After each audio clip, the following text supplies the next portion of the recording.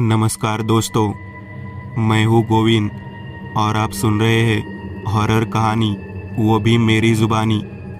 दोस्तों, आज फिर से एक नई कहानी आपके सामने हाजिर है।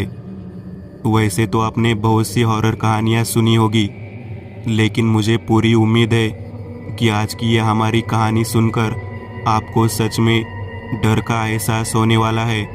बस मेरी आपसे इतनी गुजारिश है कि आप अगर इस कहानी को पूरा सुनेंगे तो सच में बहुत ज़्यादा मज़ा आने वाला है। साथ ही अगर आप पहली बार हमारे इस चैनल पर आए हैं तो चैनल को अभी सब्सक्राइब कर लीजिए।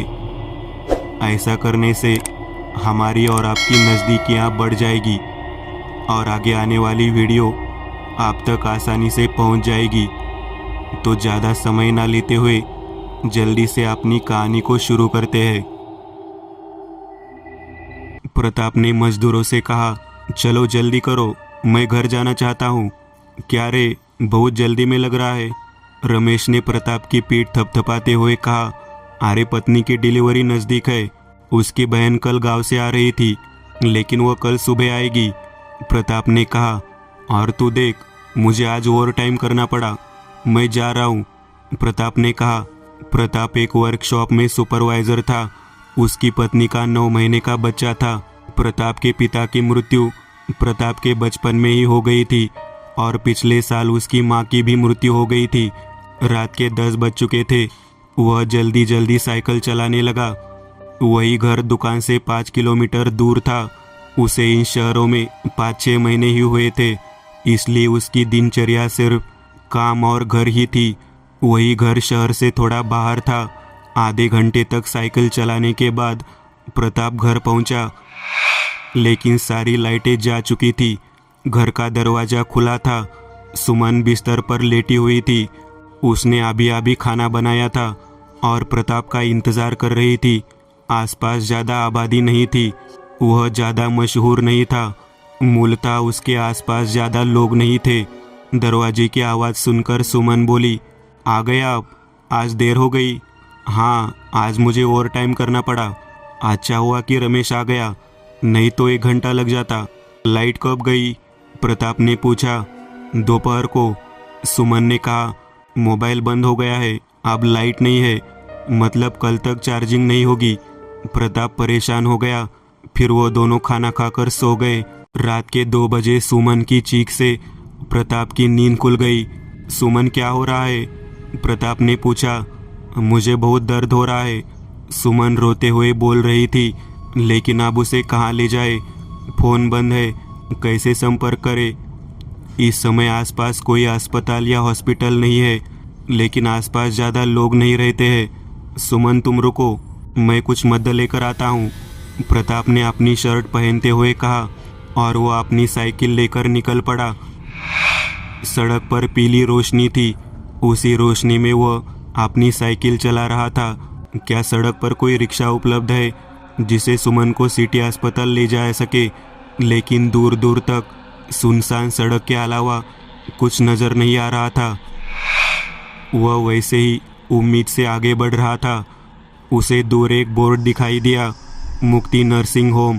प्रताप अपनी साइकिल चलाने लगा और कुछ ही देर में वह उस अस्पताल के सामने रुक गया। क्लिनिक का दरवाज़ा बंद था, लेकिन बाहर घंटी थी और अंदर रोशनी दिख रही थी। प्रताप की जान में जान आ गई। उसने दरवाजे के बाहर घंटी का बटन दबाया। एक 60-70 साल की नर्स ने दरवाज़ा खोला। उसके सारे बाल सफ़ेद थे और पीछे बंधे हुए थे और उसने नर्स की वर्दी पहन रखी थी। हम आपकी क्या मदद कर सकते हैं? उसने प्रताप से पूछा। मेरी पत्नी की डिलीवरी होने वाली है, उसे अभी बहुत दर्द हो रहा है, कृपया मेरी मदद करें। प्रताप ने बात करना शुरू किया। हाँ सर, चिंता मत कीजिए, हम उनकी डिलीवरी करा देंगे। वे कहाँ है? उन्हें ले आइए, हम उन्हें तुरंत भर्ती कर देंगे, नर्स ने कहा। प्रताप की जान में जान आ गई। वह घर पर है, क्योंकि यहाँ कुछ भी नहीं है, न तो रिक्शा और न ही एम्बुलेंस। क्या आप किसी को मेरे साथ भेज सकते हैं? मैं धावड़े बस्ती के सामने रहता हूँ, आप आगे बढ़े, हम अपनी कार भेजेंगे धावड़े बस्ती के पास, उसने कहा। खैर, प्रताप तैयार थे। वह साइकिल से घर चला गया। वही तनाव दूर हो गया, क्योंकि अस्पताल घर से ज़्यादा दूर नहीं था। 15-20 मिनट में वह घर पहुंच गया। सुमन की तकलीफ बढ़ती जा रही थी और वो चिल्ला रही थी, चिंता मत कर सुमन, यही पास में एक अस्पताल है, तुझे तुरंत भर्ती होना है, नाके पर गाड़ी आ रही है। परिणाम स्वरूप प्रताप ने थैले में आवश्यक वस्तुएं भरना शुरू कर दिया और 10 मिनट में वे दोनों घर से निकल गए। सुमन प्रताप का सहारा लेकर धीरे धीरे चल रही थी। उसे प्रसव पीड़ा हो रही थी, लेकिन उसे विश्वास था कि अस्पताल पहुंचते पहुंचते सब ठीक हो जाएगा। धीरे धीरे वे गेट के पास पहुंचे, जहां उन्होंने एक एम्बुलेंस देखी और सफ़ेद कपड़े पहने एक वार्ड बॉय बाहर खड़ा था। उसने प्रताप और सुमन की ओर देखा और बिना कुछ कहे बस उन्हें एम्बुलेंस में बैठने का इशारा किया। प्रताप ने सुमन को सहारा देकर अंदर बैठाया। गाड़ी चली और करीब 3-4 मिनट में अस्पताल के पास रुकी। गाड़ी चली और करीब 3-4 मिनट में अस्पताल के पास रुकी। प्रताप ने सुमन को सहारा देकर बाहर निकाला और अंदर ले गया। नर्स ने सुमन को स्ट्रेचर पर लिटाया और उसका बीपी चेक किया। वह सुमन को शांत कर रही थी, लेकिन सुमन का दर्द बढ़ता जा रहा था। हमें तुरंत ऑपरेशन करना होगा, हमें डिलीवरी करनी होगी, लेकिन चिंता मत करो, हम यहाँ हैं, सब कुछ ठीक हो जाएगा। ठीक है मैडम, अगर मैं सुबह पैसे दे दूँ तो क्या यह ठीक रहेगा? प्रताप ने पूछा। हम अस्पताल को जनसेवा के लिए चला रहे हैं, आप पैसे की चिंता मत कीजिए, सभी सेवाएं मुफ्त है, नर्स ने कहा। प्रताप के सिर का तनाव कम हो गया। तुम्हें घर जाकर आराम करना चाहिए, तुम बहुत थके हुए लग रहे हो, हम यहाँ तुम्हारी पत्नी की देखभाल करेंगे, चिंता मत करो। प्रताप अब निश्चिंत होकर बाहर आया। रात के 3 बजे थे। वह बहुत थका हुआ था। वह घर जाकर एक झपकी लेना चाहता था और 5-6 बजे वापस आना चाहता था। वह घर चला गया। 3:30 बजे वह घर पहुंचा और सो गया। लाइट अभी तक नहीं आई थी। सुबह 5:30 बजे पंखे की आवाज़ से उसकी नींद खुल गई। वह चौंक कर उठा, चेहरे पर पानी की छींटे मारे और नींद तोड़ दी।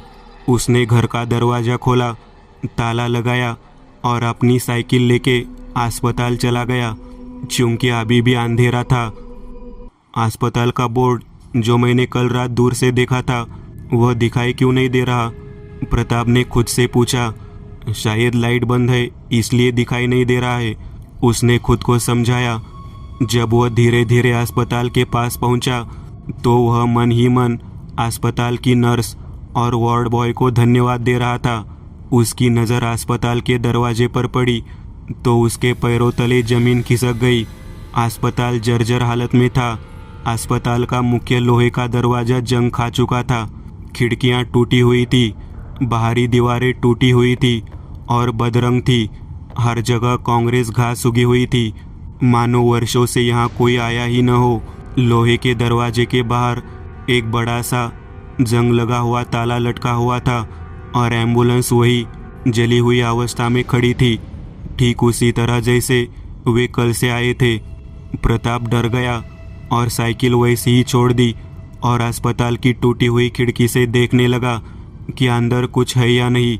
सुमन, सुमन कहकर चिल्लाने लगा, लेकिन कोई फायदा नहीं हुआ। वहाँ कोई नहीं था। उसे समझ नहीं आ रहा था कि क्या करे। वह सुमन का नाम चिल्लाता रहा। सुबह सुबह दोपहिया वाहन पर दूध की केतली लेकर जा रहा एक दूध वाला प्रताप को देखकर रुक गया। भाई क्या हुआ? तुम इतनी सुबह सुबह यहाँ क्या कर रहे हो? अरे मेरी पत्नी कल इसी अस्पताल में भर्ती हुई थी और 2 घंटे बाद जब मैं आया तो यहाँ कुछ भी नहीं है। प्रताप रो रो कर सब कुछ बता रहा था। भाई क्या आप यहाँ नए हैं? अरे यहाँ कोई क्लिनिक नहीं है, लेकिन 12 साल पहले यहाँ एक क्लिनिक था, लेकिन यहाँ 2 हत्याएं हुई और फिर यह बंद हो गया। यह सुनकर प्रताप चौंक गया और वही बैठकर रोने लगा। दूध वाले से उसकी हालत देखी नहीं गई। भाई चलो पुलिस स्टेशन चलते हैं। उसने प्रताप को पीछे बैठाया और नज़दीकी पुलिस स्टेशन ले गया। थाने में प्रताप ने पुलिस को सारी बात बताई। अरे इस अस्पताल को बंद हुए 12 साल हो गए, सीनियर कांस्टेबल बोल रहा था। यह बंद क्यों है? फिर कल मैंने सुमन को एडमिट किया, फिर वह सब क्या था? 12 साल पहले एक महिला को वहाँ भर्ती कराया गया था जो बच्चे को जन्म देने वाली थी, लेकिन उसकी और बच्चे की मृत्यु हो गई। महिला के रिश्तेदारों ने अस्पताल में बूढ़ी नर्स और युवा वार्ड बॉय की हत्या कर दी और अस्पताल में आग लगा दी। इसके बाद हमने उन सभी को गिरफ्तार कर लिया। गलती डॉक्टर की थी, लेकिन सज़ा नर्स और वार्ड बॉय को दी गई थी। इसलिए कई लोग नर्स और वार्ड बॉय की आत्मा को वहाँ भटकते हुए देखते हैं। इससे पहले कुछ लोगों ने वहाँ रात में अस्पताल चलते देखा है। प्लीज़ अस्पताल खोले और मेरी सुमन की तलाश करें। मैं आपसे विनती कर रहा हूँ सर। प्रताप रिक्वेस्ट करने लगा। ठीक है, चलिए चलते हैं। कुछ ही देर में पुलिस प्रताप को लेकर अस्पताल के पास आ गई। उन्होंने पहले ताला तोड़ा और दरवाज़ा खोलकर अंदर आए। प्रताप को लगा कि सुमन यही होगी। पुलिस जले हुए अस्पताल में घुस गई और सुमन की तलाश शुरू कर दी। उन्होंने कमरे से दूसरे कमरे की तलाशी ली, लेकिन वहाँ कुछ भी नहीं था। केवल जला हुआ फर्नीचर, जली हुई पेंट की हुई दीवारें थी। तो सारी पुलिस और प्रताप ऑपरेशन थिएटर में आए और वहाँ का दृश्य देखकर उन्हें अपनी आंखों पर विश्वास नहीं हुआ। सुमन का शव पंखे से लटका हुआ था और उसी दीवार पर बूढ़ी नर्स और पड़ोस के युवा वार्ड बॉय की धूल भरी तस्वीर टंगी थी। दोस्तों, आज के लिए बस इतना ही। अगर आपको यह कहानी अच्छी लगी हो तो लाइक कीजिएगा। आप में से कई लोग बिना लाइक किए भाग जाते हैं। अगर आपने वीडियो को लाइक किया तो मुझे अच्छा लगेगा और ऐसी ही डरावनी कहानियाँ बनाने के लिए मुझे एनर्जी मिलेगी। तो लाइक ज़रूर करिएगा और अभी तक आपने चैनल को सब्सक्राइब नहीं किया तो तुरंत सब्सक्राइब करिएगा और बगल वाली घंटी को दबाना ना भूलिएगा।